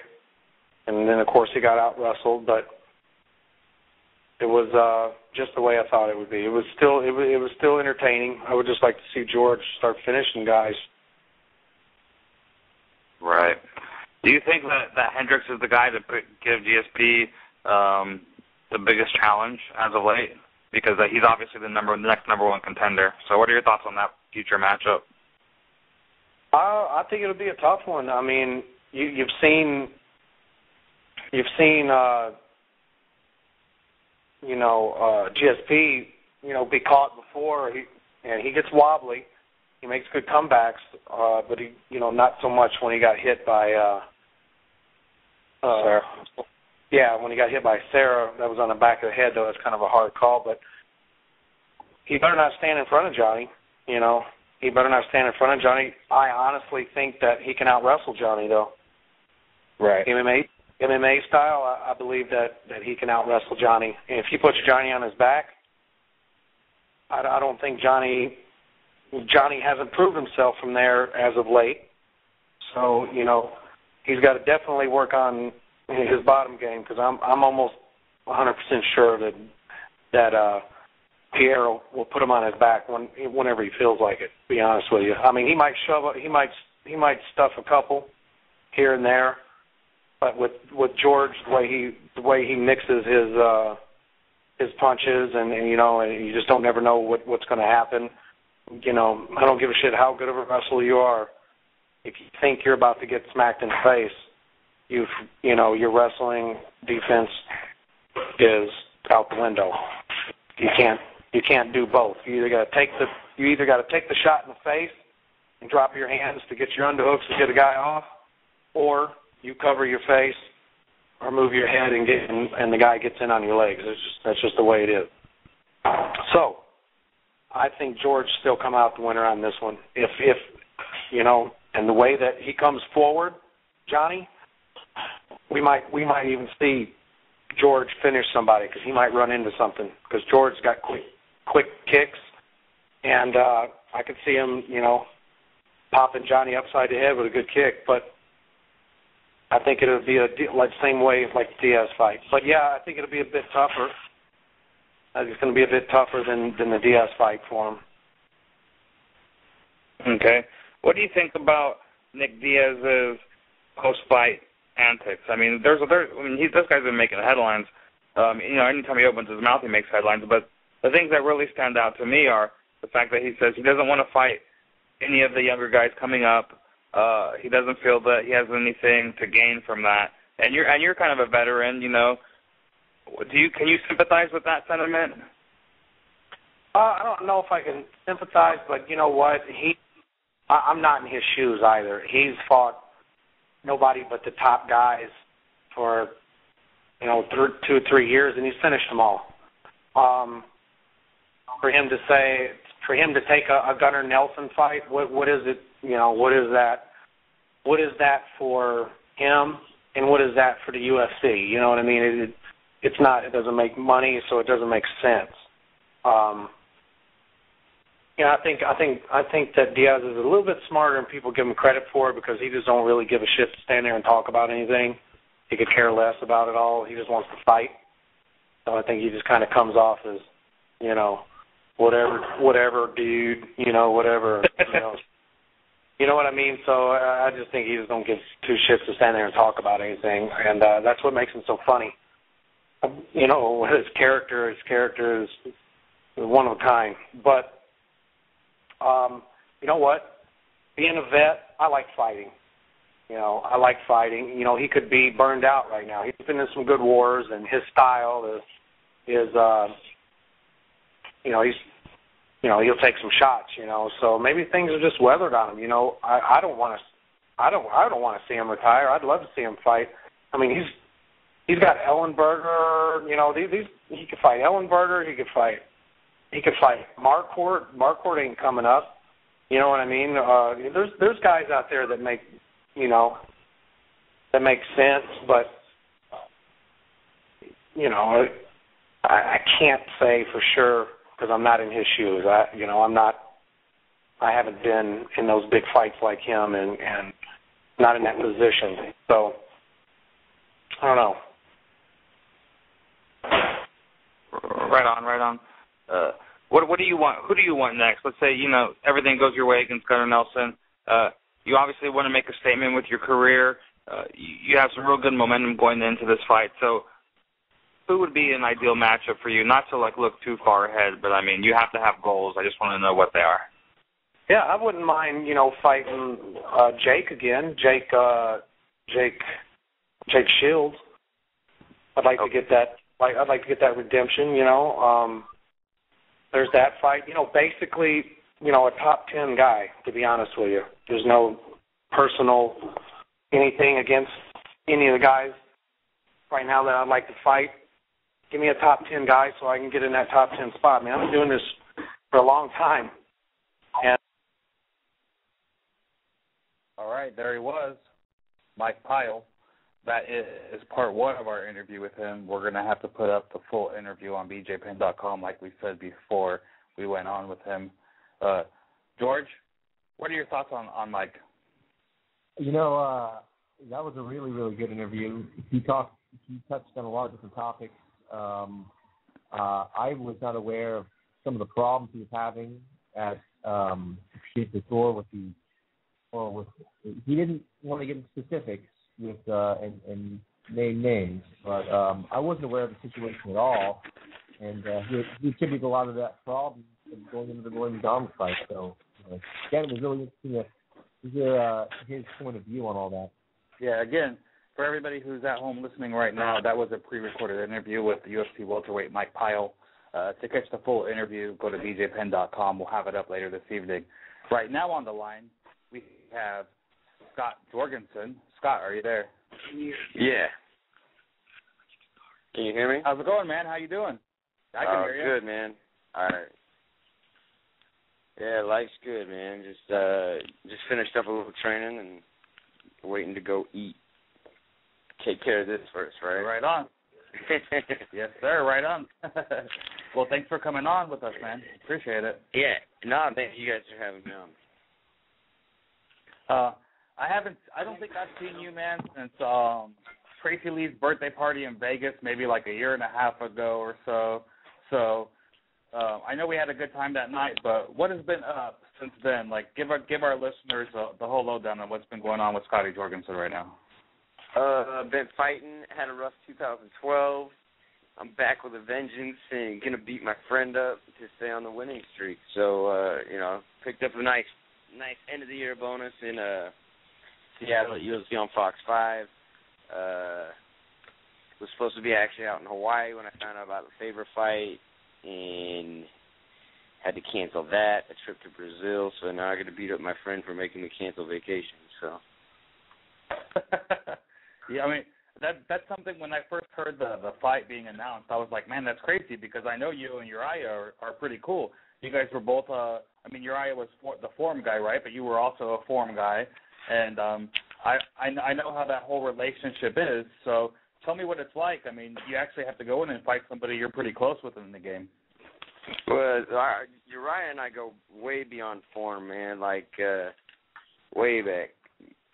Let's see, probably to like 2005, 2006 when he was coaching at UC Davis, and I was still wrestling at Boise State, and he was fighting and coaching, and he was doing it, and I was always a big fan of the UFC and loved watching the fights, and he's doing this, and he's talking to me, and he's telling me, you know, I should try it out, I'd like it, I'd have fun, enjoy it, I'd do well, make a little money, and I'm like, oh yeah, I'll check it out when I'm done wrestling. Finished wrestling and started goofing off as a hobby originally, and just taking fights. I fought it all the way up to 155, down to like all over, and then finally fought at 135 for the Elite XC promotion, and that all it took was one fight there. The WEC made an offer for a contract. We loved it, and you know, Uriah hooked me up with my managers, and since then, you know, we've been close. We've trained together. When I first started fighting, I was going out there training a lot with him and his guys, even to the point where a lot of people thought I was part of Team Alpha Male.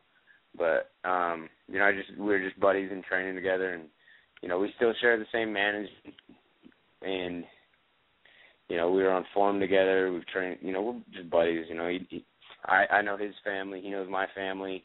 You know, we got a lot of the same friends that train together, and you know, it's as close as, you know, he's talked to my son a lot. If I'm with my son and he gives me a call, or vice versa, you know, he'll say what's up to my son. My son's a big fan of his, so you know, it's interesting. It's an interesting dynamic, but if you guys would quit talking about it and let us just handle it, it would a hell of a lot make things a lot easier on us. So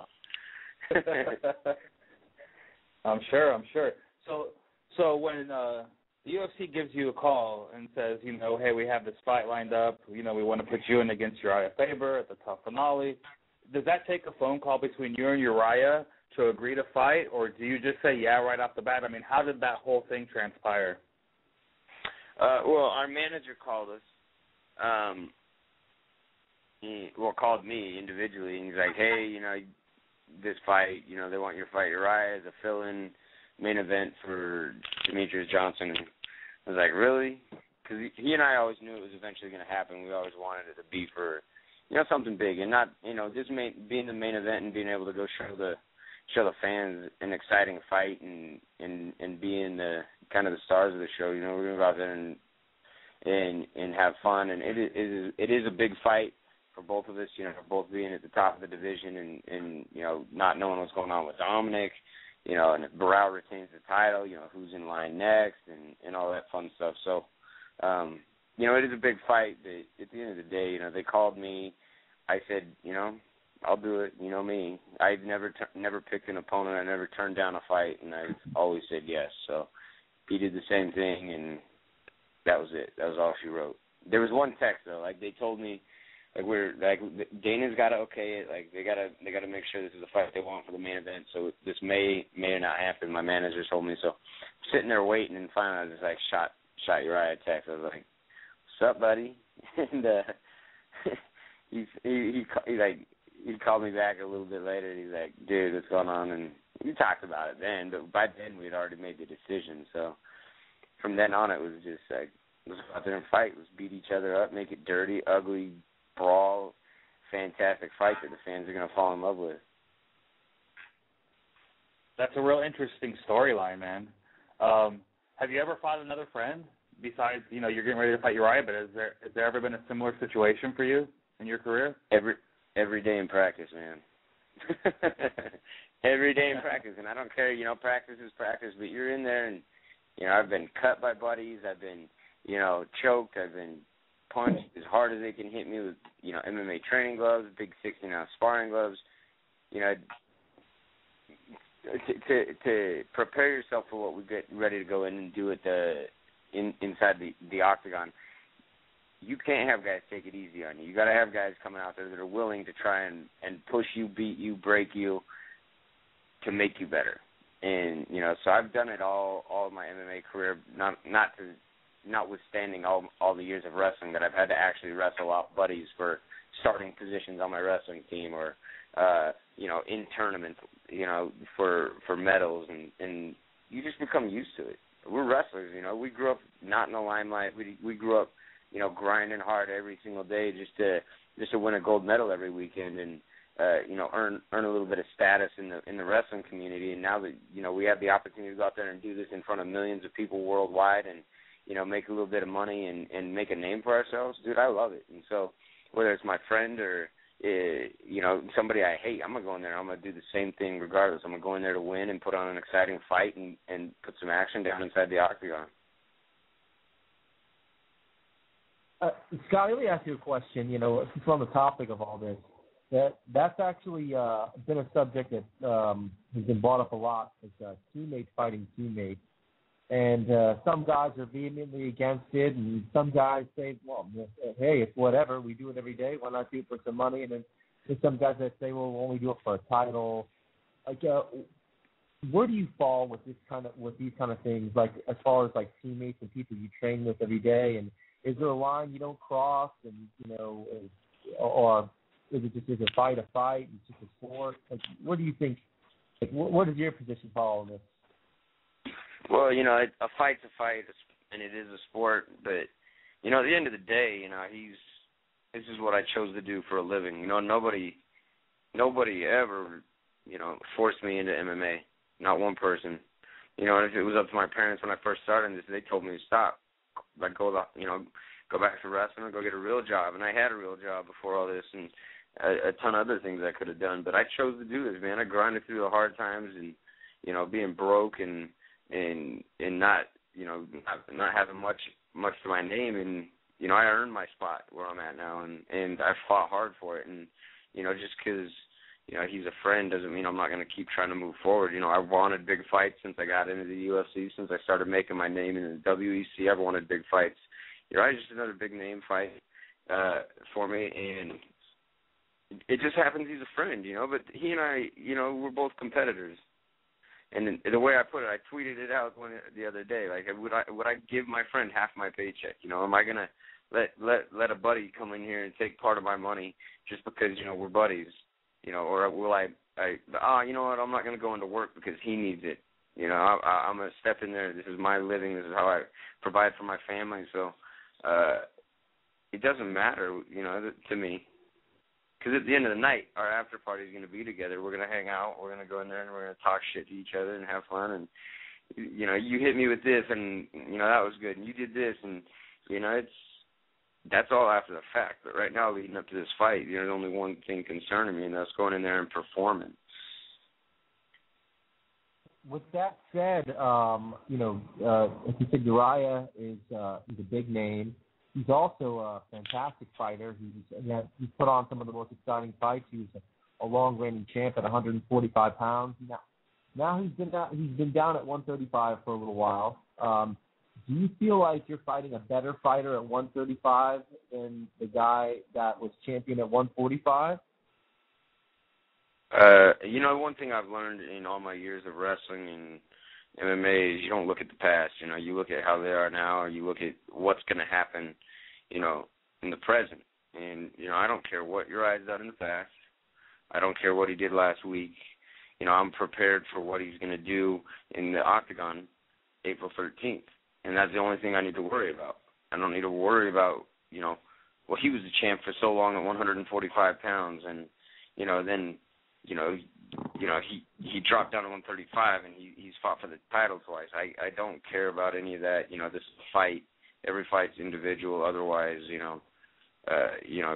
we wouldn't have the need for future fights because everybody would go, well, he did this back then and, he's beat so-and-so and, they start doing that MMA math and, why even have fights? And that's the beauty of this sport is because anything can happen on any given night. So when we step in there on April 13th, there's going to be action. It's going to be fireworks, and the best man's going to come out with his hand raised, and the only thing I'm prepared for is the Uriah I know, a fierce competitor, a hard-nosed guy that's full of tricks and likes to have fun, and I'm the same way.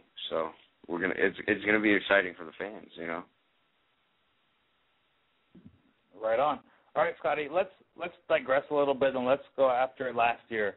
What was it last year where you didn't win a fight in 2012, and I did. I want to know. Don't take that from me. Did you? Oh, my bad, man. My bad.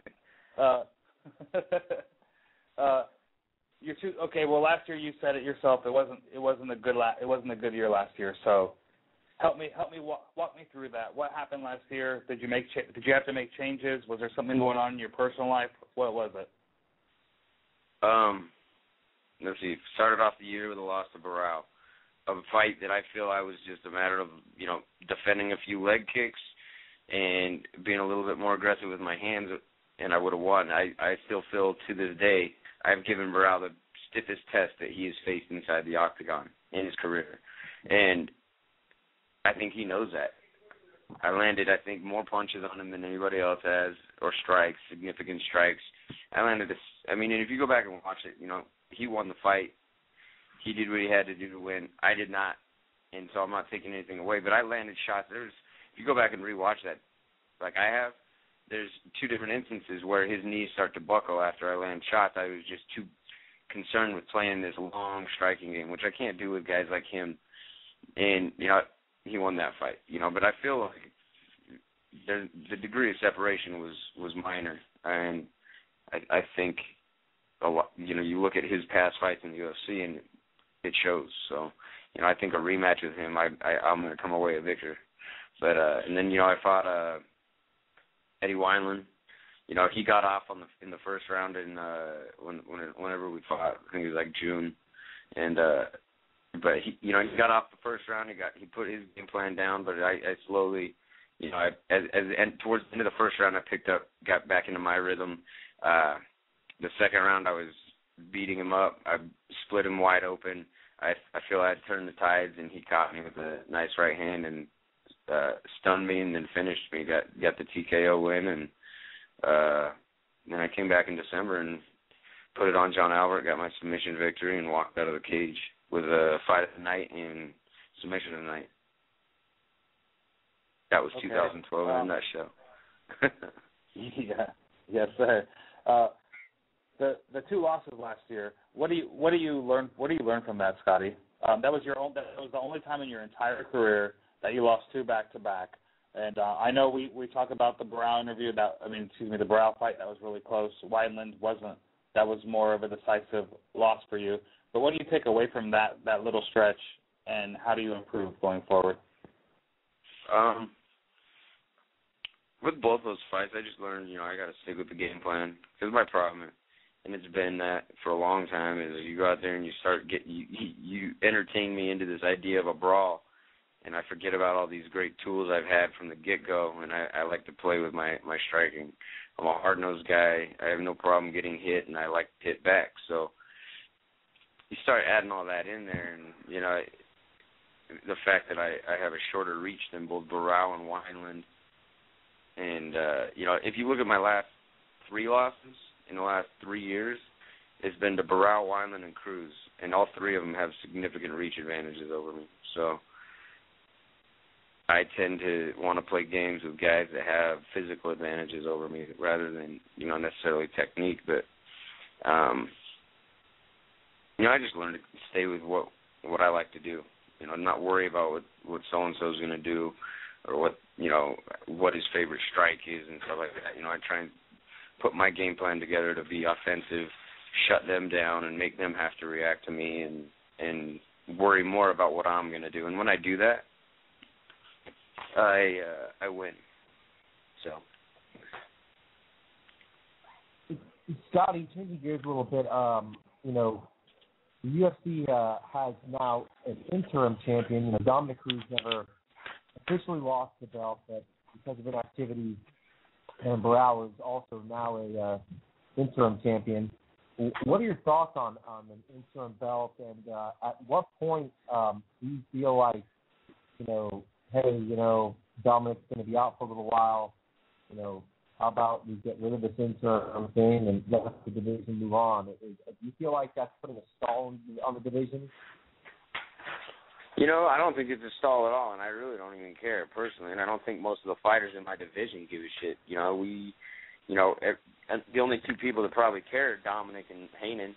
The only thing everybody else is just chasing the belt, just trying to get there. So until for me, until I win that belt, either from Dominic or Heyman, it doesn't matter to me. You can call him interim or current champ or last Tuesday's champ. It don't matter. But to me, it's Dominic's out. He can't fight. They put in Barao in favor to fight for that interim. Barao walked away. To me, he's right now, he's a champ until Dominic comes back and gets a fight. Until Dominic's ready to fight. And, when Dominic's ready to fight, it's going to be against the interim champ. So, obviously it's going to unify it. So it doesn't really matter to me. Everything else is arbitrary. You fought both guys as well. You fought both guys as well. How do you rate both of their styles? And when people talk about those two matching up, how do you see that matchup going?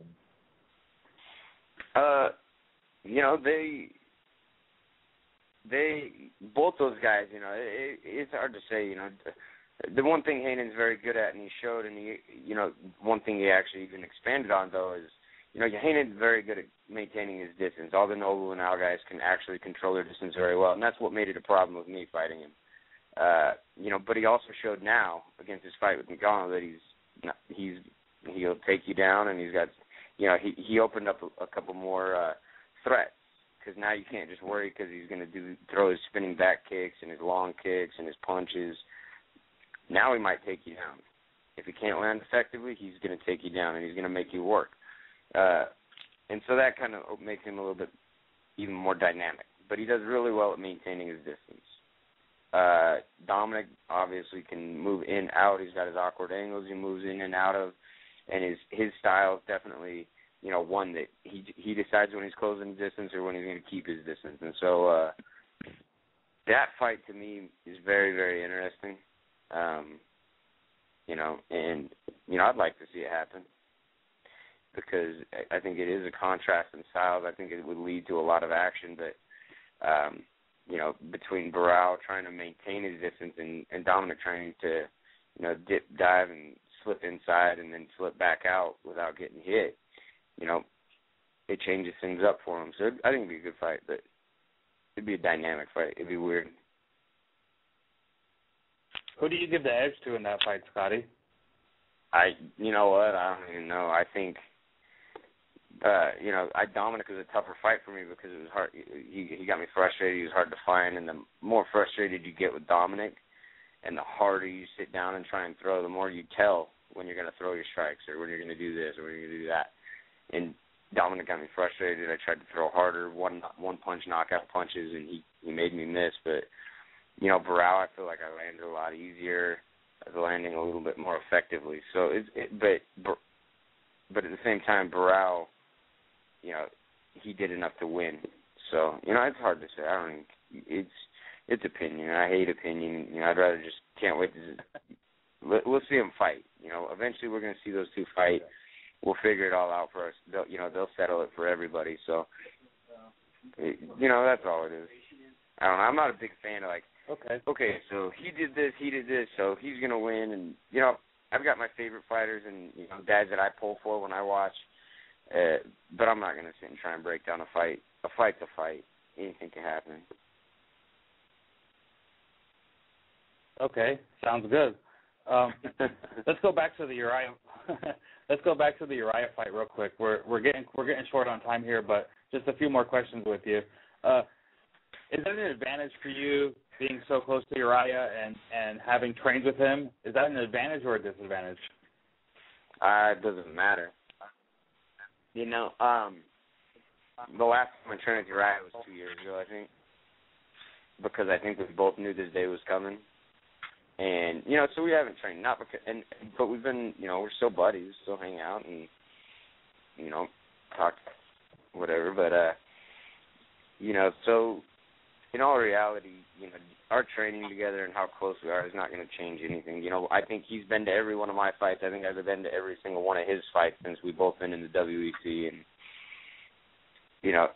the dynamic thing about both of us is, we're not stupid. We're intelligent athletes, and we're not going to go out there and count on, okay, well, he did this in training or he did this, we're going to go in there with a clean slate and both fight.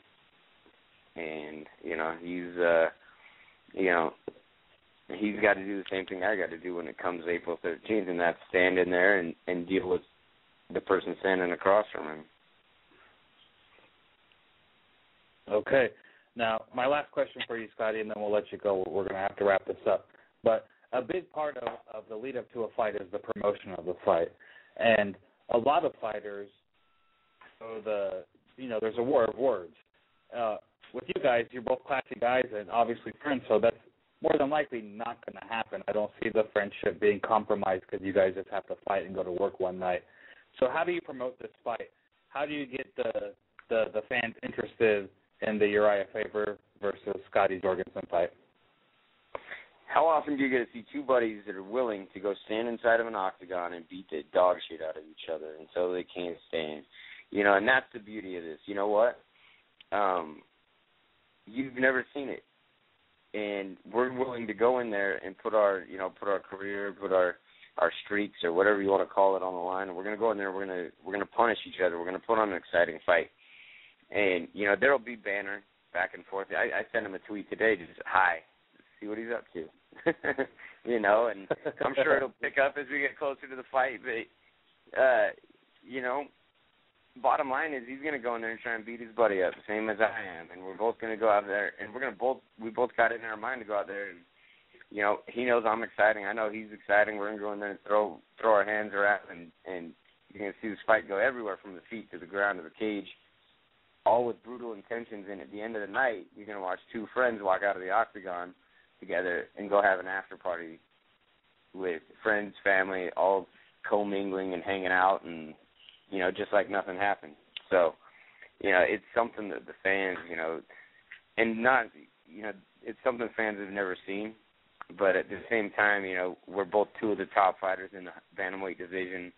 This does have a lot of big implications for both of us, and, we've both got something to prove, It's like that buddy rivalry, those two buddies that sit and play video games, play Madden all day together, and start talking smack as it gets game time, and you're gonna see that, you're gonna see that friendship rivalry come out where you don't want to be best by your best friend, you want to show them who's better, and I do it every day with Joe Warren. I have to show him who's better looking, better at everything. So, I'm going to do that with Joe with Uriah on April 13th.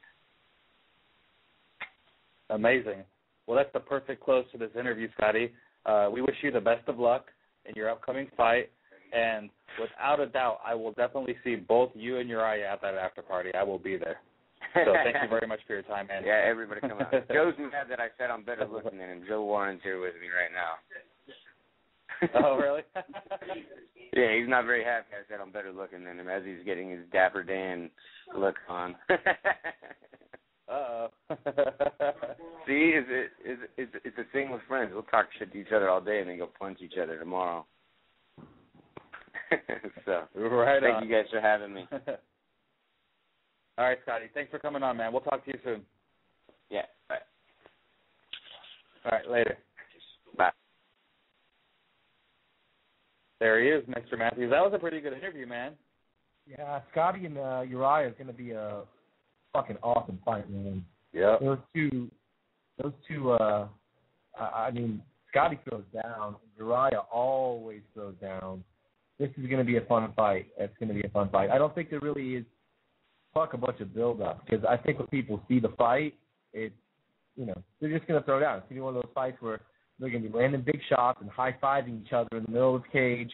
Oh, you just hit me with a fucking good straight right. You busted my nose. Oh, good shot. High five. It's going to be one of those fights. It's going to be fun. I mean, they're both guys that you tune into every time they fight. So the fact that they're fighting each other, is definitely sure to deliver. Neither of those guys lay around. They always come to battle. Yep. All right, brother man. We have completely filled up our 2-hour slot. I think we got about 10 seconds left before they cut us off. So everybody out there on bjpenn.com land, we will see you guys next week, same time, same place. George Matthews, thanks for being on with us tonight, as always. Yeah. Everybody, I need training partners. Come down to Elite Edge Atlanta. I need bodies. All right, man. Next week. Later.